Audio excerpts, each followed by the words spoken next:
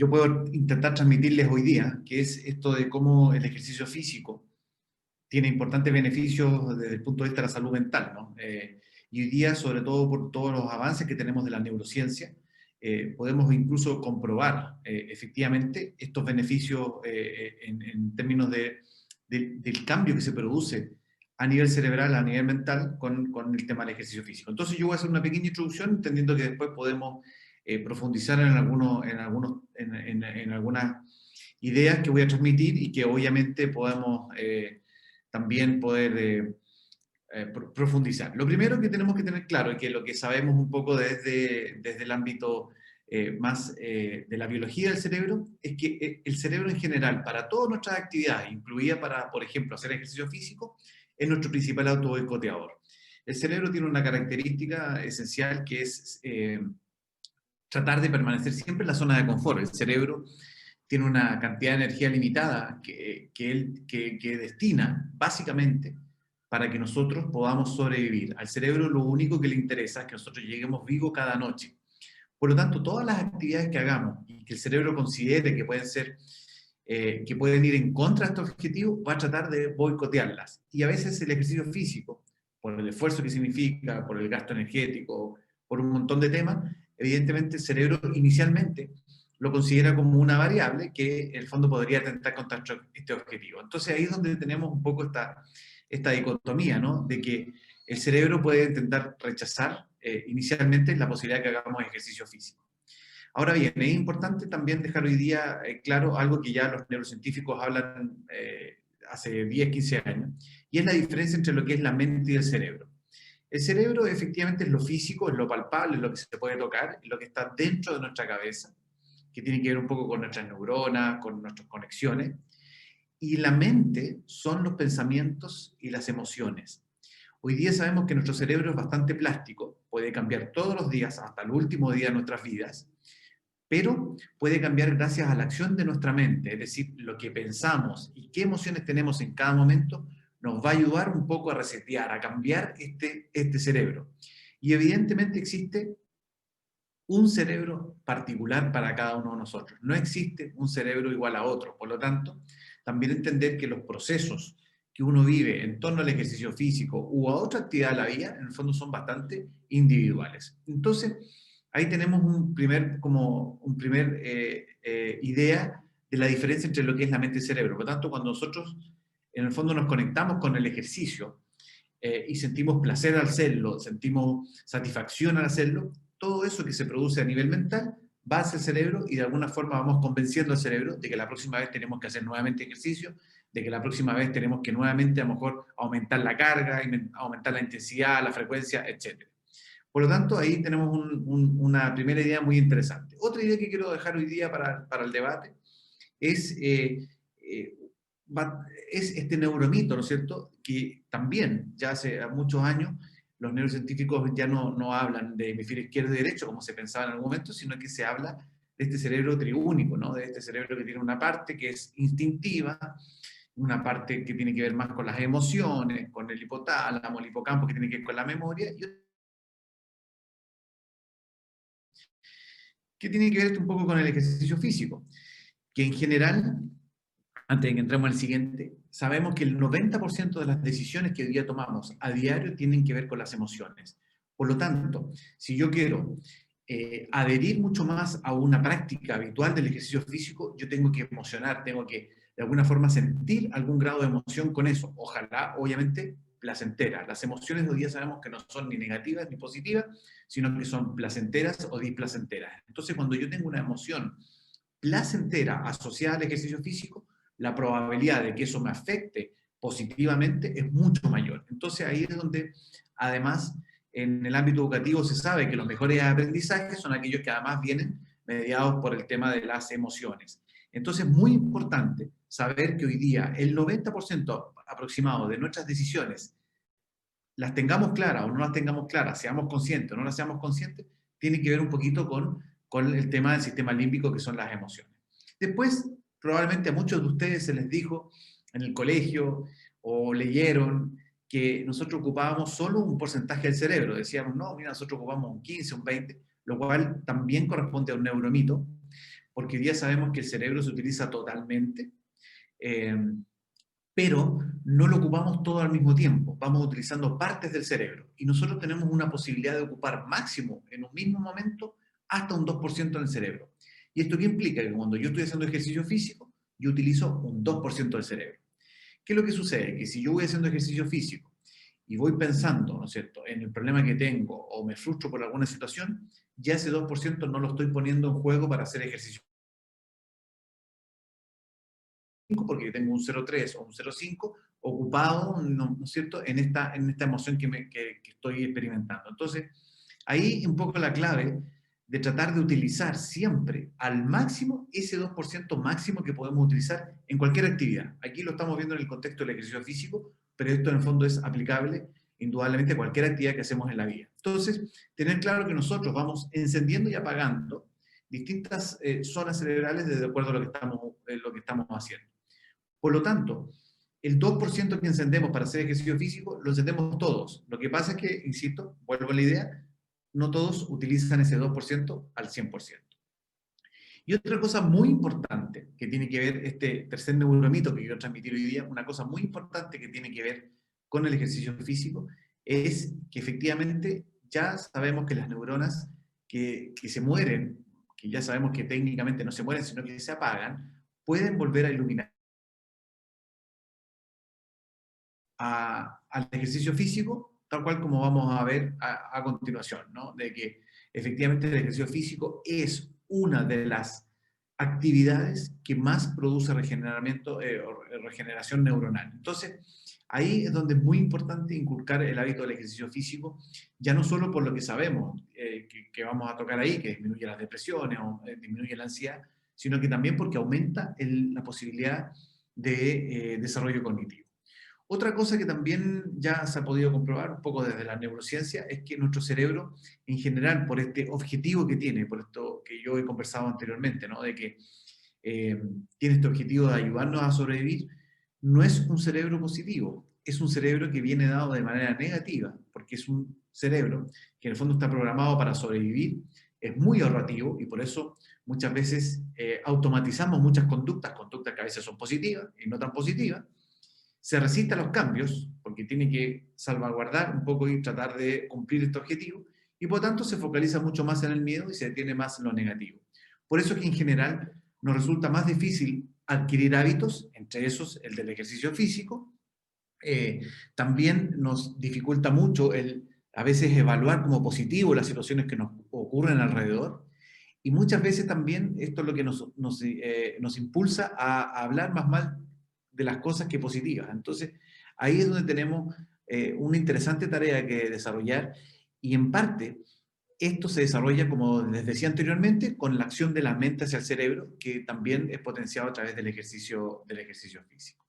Otra cosa que también sabemos, que voy comentando rápidamente, como para ya quedarme con la idea central de lo que quiero transmitir hoy día, es que mucho se sabía que la estimulación importante a nivel cerebral, era en la niñez, y como que después si no había buena estimulación en ese momento, ya era difícil que hubiera. Bueno, hoy día sabemos que no, que el cerebro efectivamente cambia todos los días, cambia hasta el último día de nuestras vidas, siempre y cuando hagamos un proceso efectivamente consciente hacia eso, y por eso que herramientas hoy día como el coaching nos permiten hacer este tipo de cambios, porque lo que hacen es trabajar desde la mente hacia el cerebro. Hoy día se ha podido estudiar con resonancia magnética nuclear que efectivamente cuando yo tengo pensamientos positivos genera una cierta situación en el cerebro, y cuando yo tengo pensamientos negativos genera otra situación distinta en el cerebro. Entonces, hoy día hemos podido comprobar que efectivamente la mente puede influir sobre nuestro cerebro.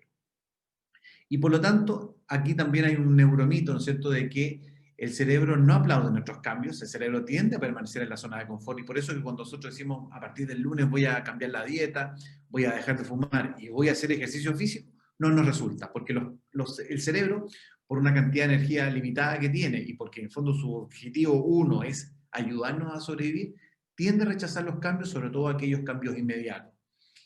¿Cuáles cambios en el fondo nos puede ir apoyando el cerebro? Cuando nosotros planificamos los cambios, cuando decimos ya, ok, vamos a hacer esto, y por eso es que, por ejemplo, cuando nosotros nos volcamos a hacer ejercicio físico o practicar algún deporte competitivo, la mejor manera de hacerla es planificándolo, estableciendo una meta muy clara, objetivos que nos lleven a esa meta, y finalmente un plan de acción que nos ayude que apuntan hacia la meta.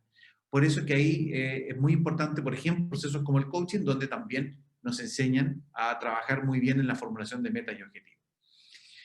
Entonces, en esta segunda parte voy a ir a partir de esta introducción que yo hago en relación a lo que sabemos del cerebro, de la biología del cerebro y su relación con la mente y el ejercicio físico.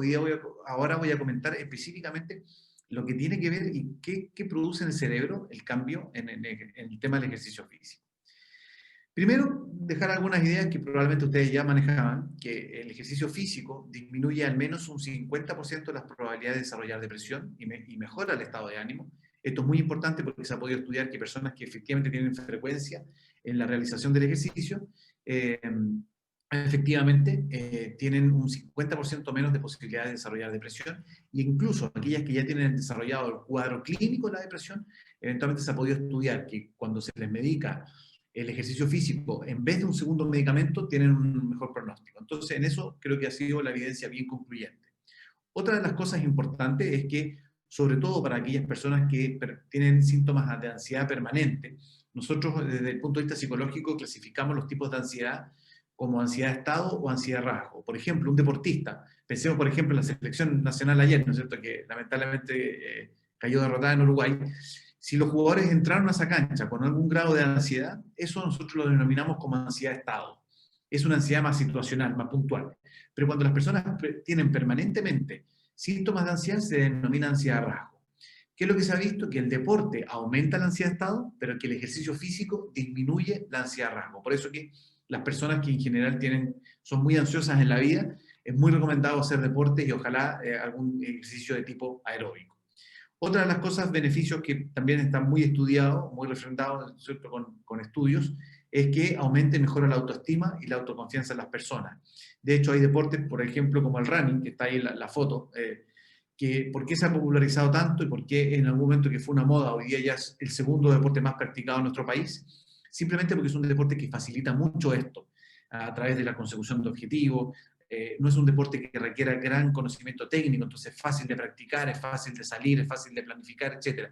Tiene un montón de condiciones que nos permiten, en el fondo, trabajar en torno a este tema que estamos comentando, que es el aumento de la autoestima y de la autoconfianza. Y finalmente, un tema que es muy importante porque ha sido tema relevante en los últimos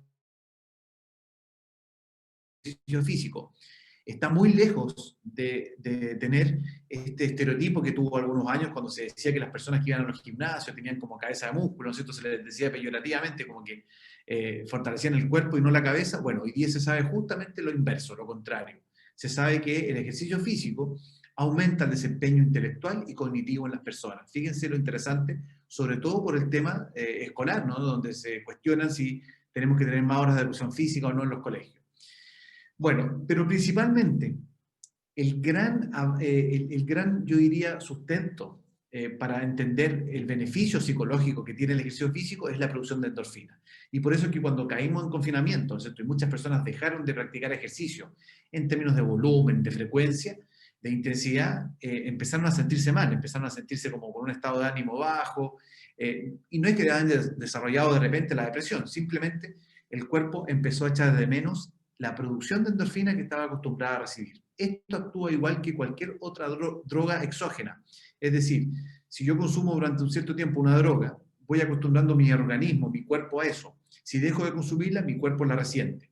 Lo mismo ocurre en la endorfina, que es este opioide endógeno, que en el fondo lo que hace es generarnos mucha satisfacción y placer al terminar el ejercicio físico, ya que inhiben las terminaciones nerviosas que transmiten el dolor. Entonces, esto hace que el ejercicio físico en general sea muy placentero, porque en el fondo, cuando terminamos y estamos cansados, ahí empieza el trabajo de las endorfinas que nos permiten efectivamente generar esta satisfacción y placer. Pero yo conversaba que uno de los grandes avances que tiene el ejercicio físico, que ha generado mucho impacto, es la producción, o más bien la conexión que existe entre ejercicio físico y el tema cognitivo. Y ahí básicamente lo que quiero transmitir hoy día es que cuando nosotros realizamos ejercicio físico, secretamos una proteína, una hormona, que se llama BDNF, Brain Derived Neurotrophic Factor, que lo que produce en nuestro cerebro es, primero, aumenta la velocidad sináptica. O sea, fíjense que procesos sinápticos se ven potenciados gracias a la acción del BDNF. Segundo, también se fue estudiando que permitía regeneración neuronal, muy importante. Y lo tercero, y creo que, y de hecho por ahí parte un poco la investigación del BDNF, es que el BDNF lo que fue posibilitando es que mantenía el tamaño del hipocampo. Fíjense que lo que se pudo determinar es que las personas que tenían Alzheimer, que fueron desarrollando Alzheimer en sus vidas, el tamaño del hipocampo que está asociado a la memoria se iba reduciendo. Y los científicos se dieron cuenta que en algunas personas este tamaño del hipocampo no se reducía. Y empezaron a investigar por qué ocurría esto y se dieron cuenta que la acción del BDNF producía que efectivamente el tamaño del hipocampo se mantuviera. Y empezaron a investigar cómo se producía este BDNF y llegaron a la conclusión que las personas activas y las personas que realizan el ejercicio físico, en el fondo van secretando esta hormona y por lo tanto esto hace que personas que a los 40, 50 años desarrollan o practican ejercicio físico de manera regular, tienen evidentemente muchas menos probabilidades de desarrollar el tema del Alzheimer. Eso por un lado, con los adultos mayores, y lo que ya conversábamos, lo que toqué tangencialmente anteriormente, ¿no? De que si tenemos, por ejemplo, a niños en un colegio, en una escuela, haciendo ejercicio físico en las mañanas, no solo a les vamos a ayudar generando esta endorfina y generando satisfacción y placer para el resto del día, sino que además, gracias a la acción del BNF, vamos a tener niños más dispuestos hacia el aprendizaje durante el día de todas las, de todas las materias, ¿no es cierto?, que se enseñan en el colegio, matemáticas, lenguaje, etc. Entonces, muy importante el descubrimiento del BNF para entender cómo esto nos ayuda también al desempeño intelectual. Y, por supuesto, el tema del Alzheimer, que es muy interesante porque vamos descubriendo que muchas enfermedades que son degenerativas pueden tener un control desde el punto de vista del ejercicio. Por lo tanto, hay muchos beneficios, no solo a nivel de psicológico, ¿no es cierto?, que se produce con la endorfina, sino que también muchos beneficios a nivel cognitivo, que son importantes en el fondo para las personas. Hay beneficios que son indirectos y otros que son directos. Los que hemos conversado en este ratito son beneficios directos sobre las personas, en términos directos sobre lo psicológico, pero también hay mucho efecto positivo en términos de indirecto, ¿no? De, por ejemplo, que uno puede reducir la motivación al comer, entonces por lo tanto uno puede regular el tema de la alimentación, el tema del mejor dormir, prevenir las migrañas, que esto parece ser que va en aumento, ¿no es cierto? Estimulación del crecimiento de las células, bueno, en fin, ayuda en varios temas también desde el punto de vista más indirecto. Bien, eso como introducción, como para que tengamos algunas ideas que transmitir y que podamos conversar. Y bueno, quedo atento para que podamos a lo mejor profundizar en algunos temas que ustedes quieran revisar.